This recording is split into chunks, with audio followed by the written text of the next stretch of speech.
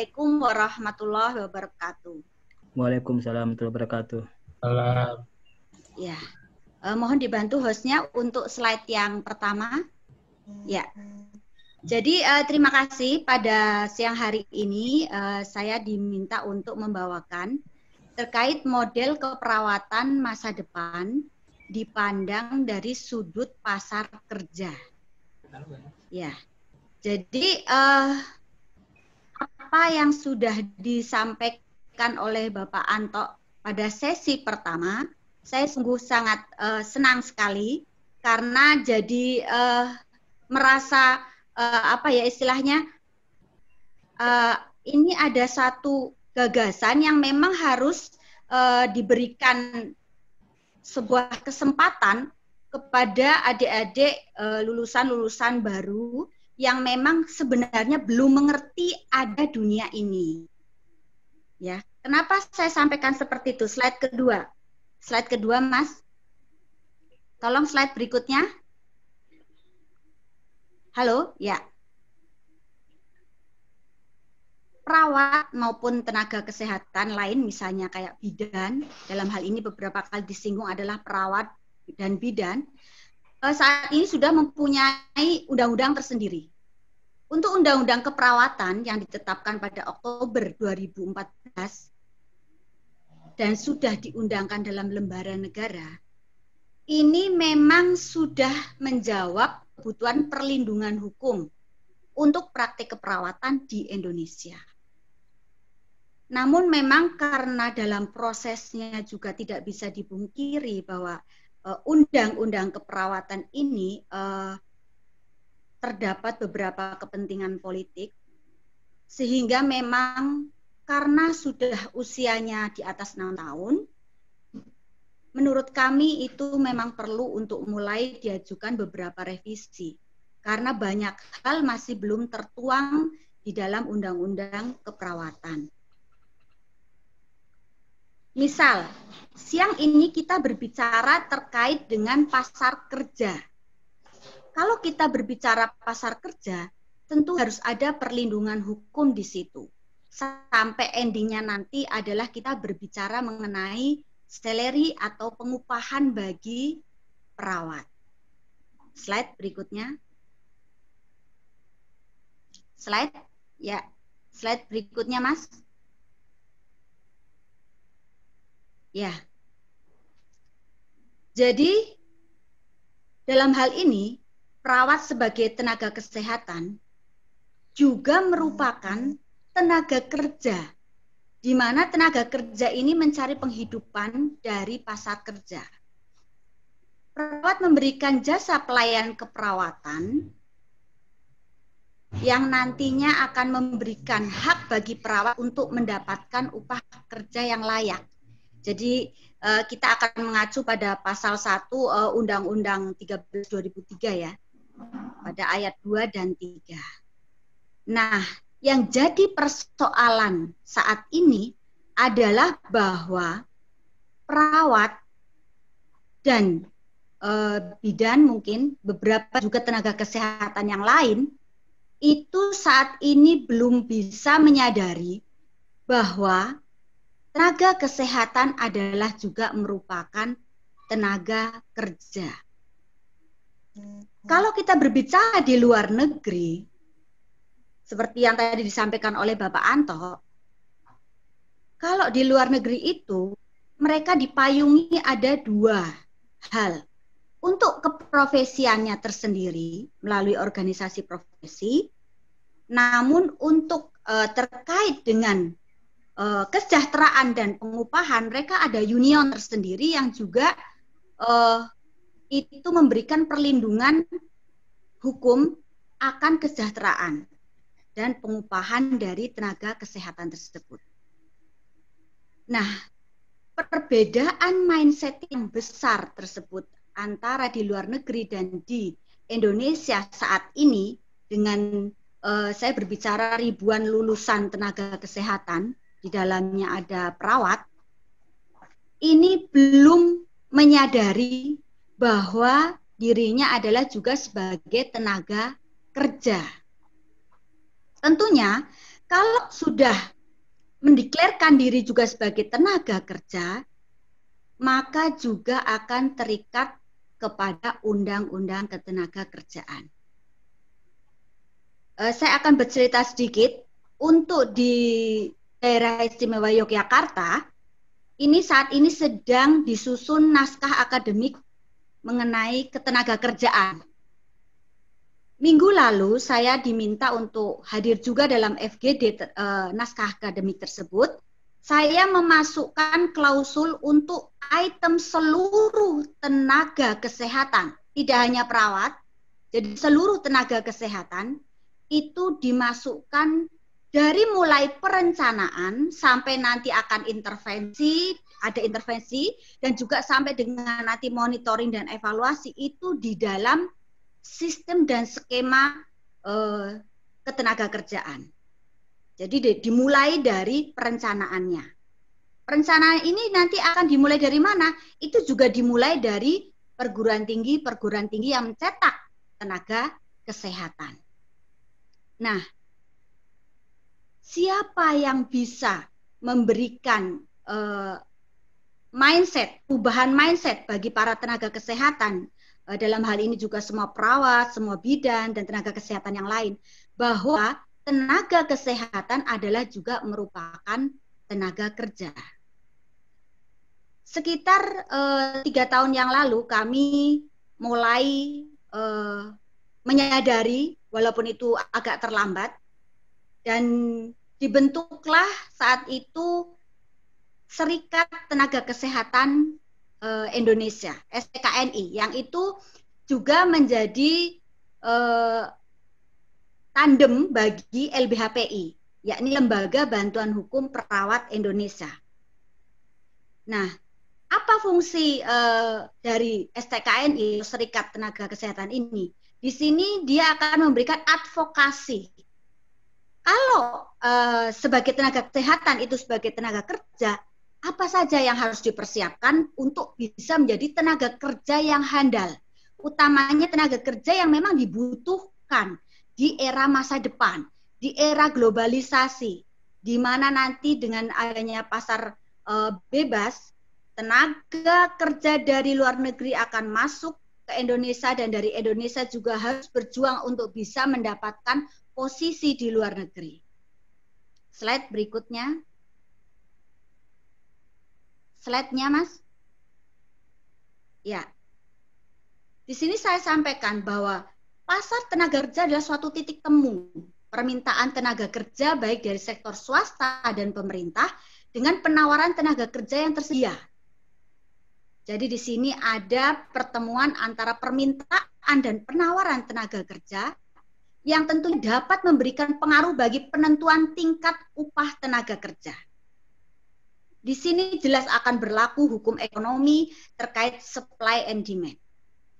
Sekarang kalau kita berbicara supply tenaga kesehatan termasuk perawat, dengan demikian banyaknya perguruan tinggi yang meluluskan tenaga kesehatan, perawat, bidan, dan lain-lain. Ini apakah sudah mempersiapkan tenaga kesehatan ini begitu lulus menjadi tenaga kerja? Karena bahkan di dalam kurikulum hampir semua perguruan tinggi, konsep ini belum dimasukkan.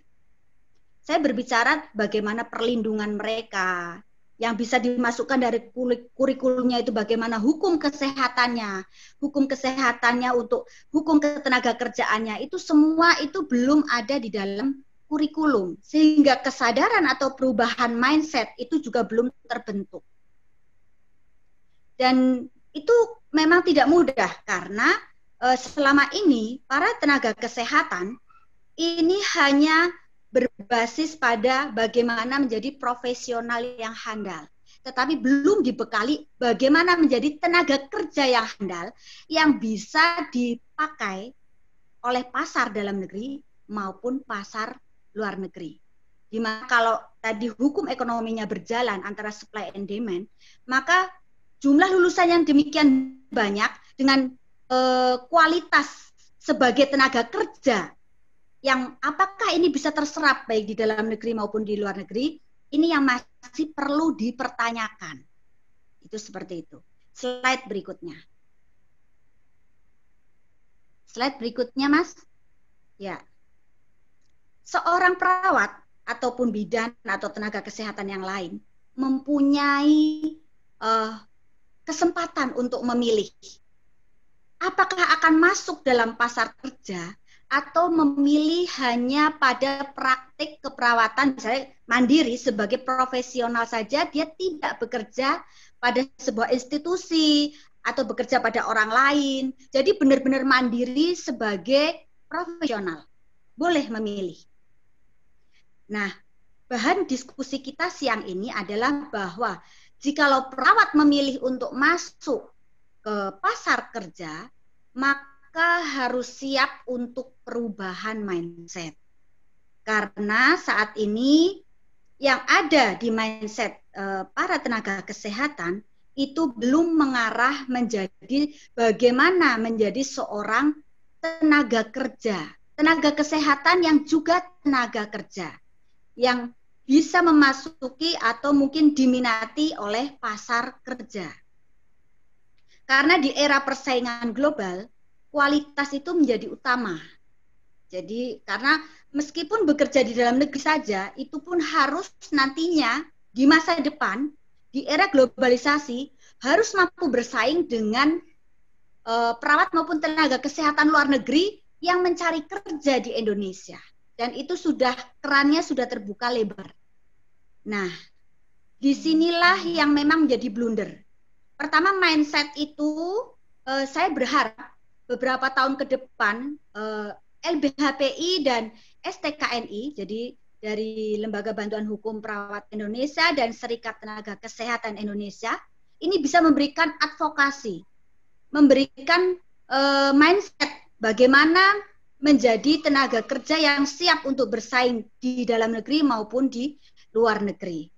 Karena begini, apa yang disampaikan oleh Bapak Anto tadi, kita sama-sama mendengar bahwa apa terjadi semacam deviasi. Saya katakan deviasi karena begini, pada saat kita berbicara pembagian, katakanlah perawat di dalam undang-undang keperawatan, di mana itu ada generalis, ya kan, ada vokasi, ada generalis, ada spesialis begitu.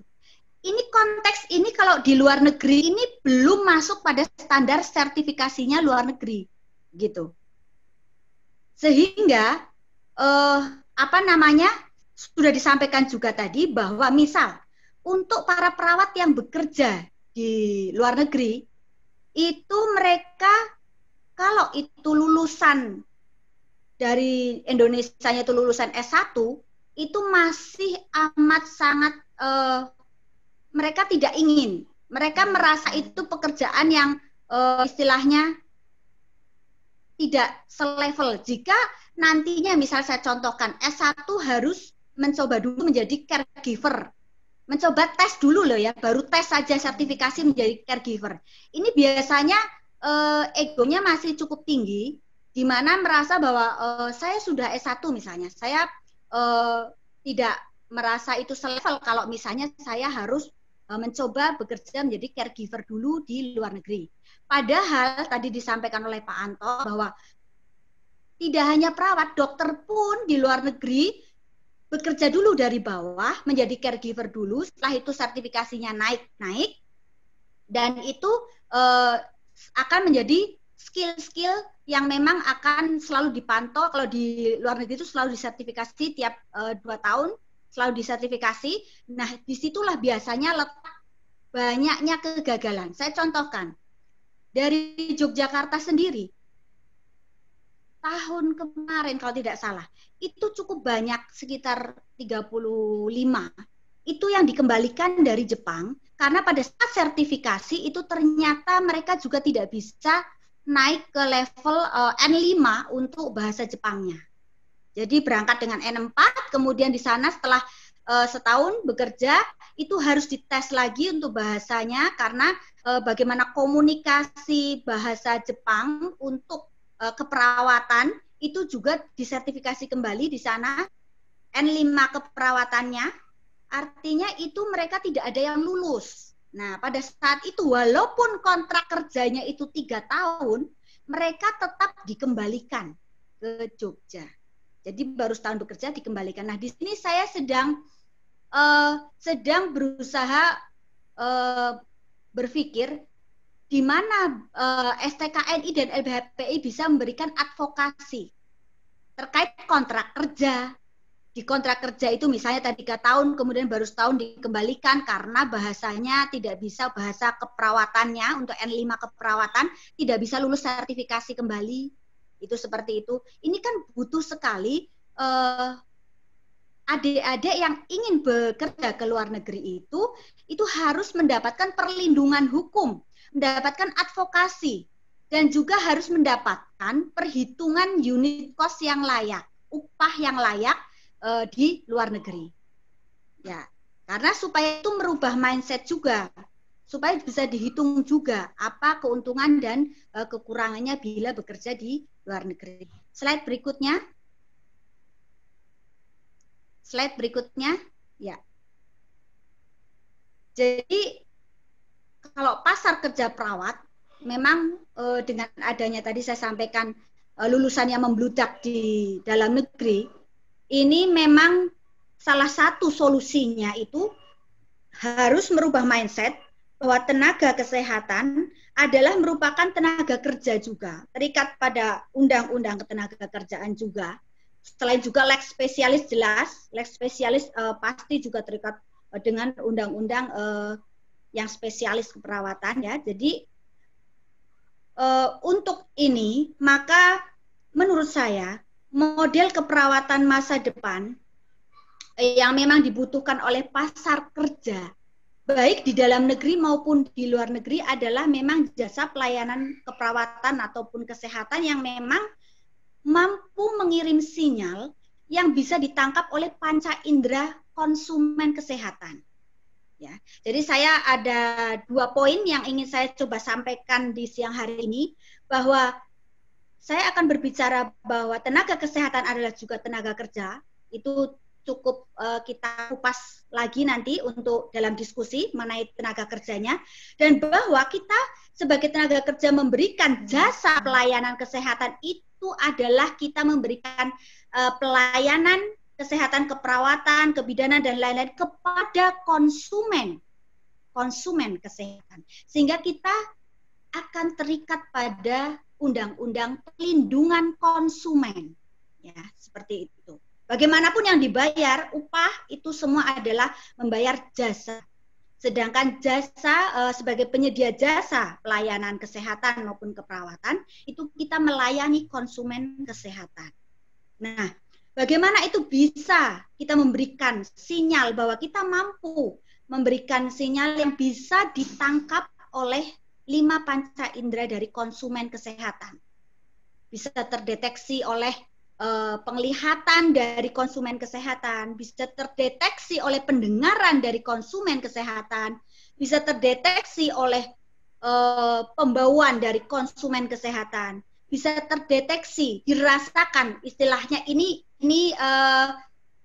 saya istilahkan saja ya, oleh lidah dari konsumen kesehatan, gitu ya. Kemudian bisa dirasakan oleh indera praba atau kulit oleh konsumen kesehatan.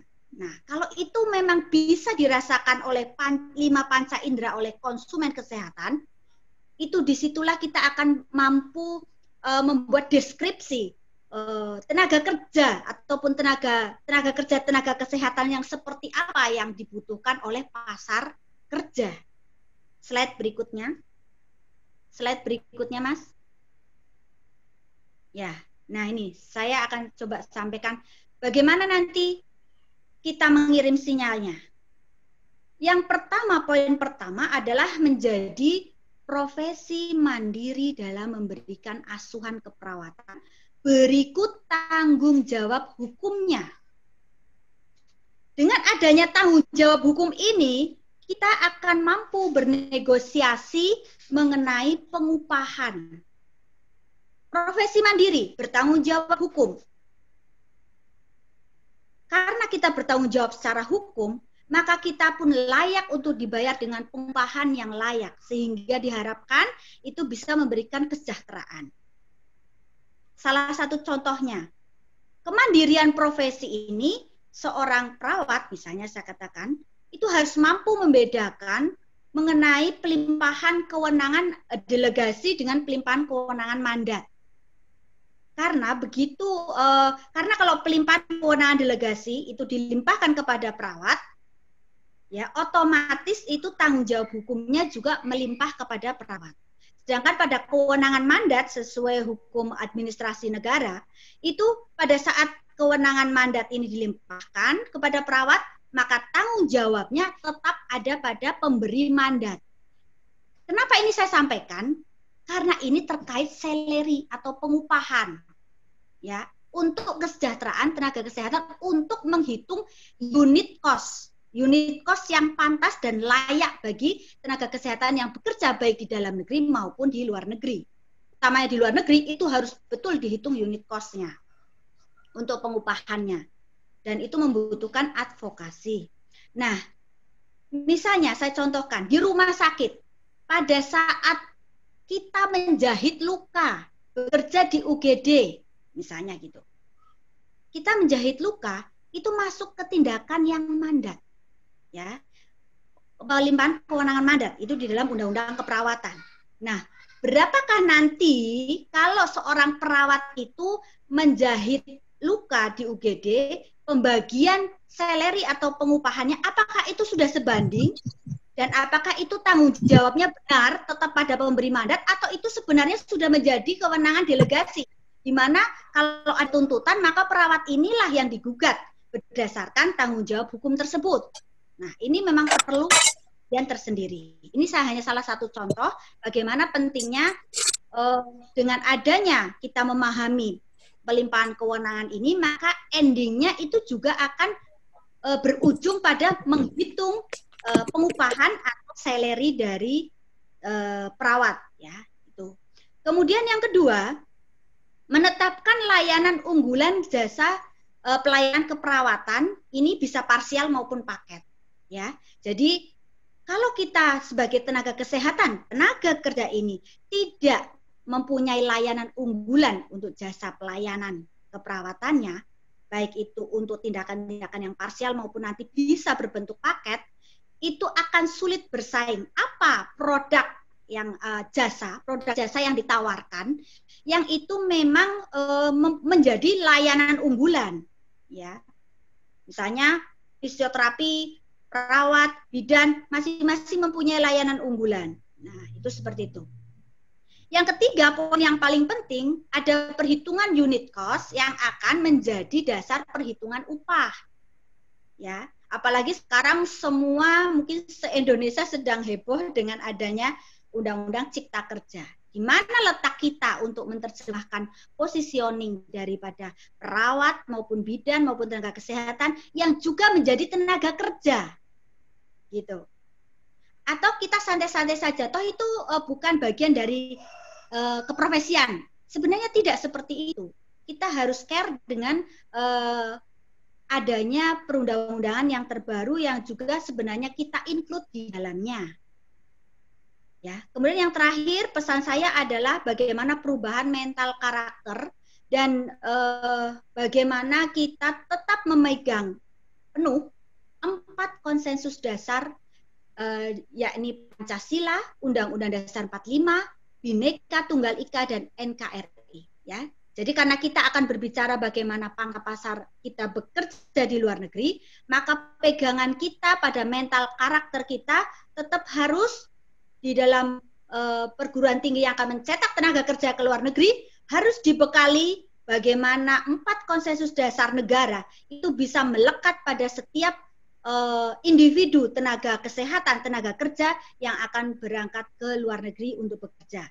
Jadi Pancasila, Undang-Undang Dasar 1945, keragaman Bhinneka Tunggal Ika dan juga NKRI, karena di sini akan berbicara mengenai ketahanan nasional bidang kesehatan, lebih skupnya lagi pada SDM kesehatan. Itu yang saya pesankan ada di situ. Slide berikutnya. Ya, ini hanya teori saja. Saya mengilas balik bagaimana tenaga profesi, ciri-cirinya seperti ini. Semua perawat sudah memahami mengenai tenaga profesi dan ciri-cirinya, ya, memiliki perhimpunan, mempunyai kode etik dan sebagainya. Tetapi hampir semua tenaga kesehatan, mungkin hanya sedikit persentasenya yang memahami bahwa dia juga sebagai tenaga kerja, membutuhkan tempat untuk berkumpul dalam serikat tenaga kesehatan untuk memberikan advokasi, kemudian memberikan pandangan-pandangan, mempersiapkan diri menjadi tenaga kerja yang memang bisa dibutuhkan, diserap oleh pasar kerja, baik di dalam negeri maupun di luar negeri. Mungkin itu saja dari saya. Jadi ada 2 poin yang mungkin saya bisa simpulkan. Bagaimana memasukkan di dalam kurikulum pencetakan tenaga kerja, tenaga kesehatan ini, baik itu nanti akan diserap di dalam negeri maupun di luar negeri, itu juga dimasukkan mengenai ketenaga kerjaan dan juga mengenai bagaimana undang-undang perlindungan konsumen, karena sejatinya mereka akan melayani konsumen kesehatan. Itu. Demikian dari saya, Pak Makmur. Mungkin nanti bisa lebih panjang lebar dalam diskusi. Terima kasih. Assalamualaikum warahmatullahi wabarakatuh. Ya, ini slide-nya. Waalaikumsalam.